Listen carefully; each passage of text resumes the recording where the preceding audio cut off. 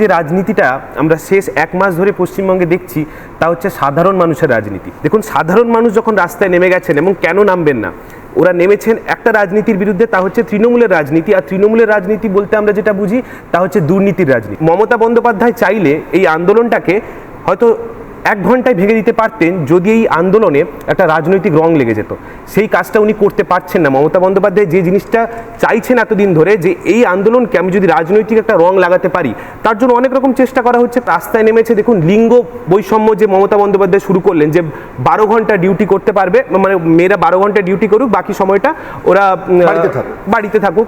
আমি সেইখানে প্রশ্ন করতে চাই মমতা বন্দ্যোপাধ্যায়কে। আমি একটা মজার ছড়েই বলছি যে মমতা বন্দ্যোপাধ্যায় নিজেও তো একজন মহিলা মুখ্যমন্ত্রী, তাহলে উনি 12 ঘন্টা ডিউটি করে বাকি 12 ঘন্টা পদত্যাগ করে দিক এবং সেই জায়গায় ওভার টাইম করে দিক কুণাল ঘোষের মতো মানুষরা কিংবা সন্দীপ ঘোষের মতো মানুষরা, ওরা পার্ট টাইম মুখ্যমন্ত্রী হয়ে যাক।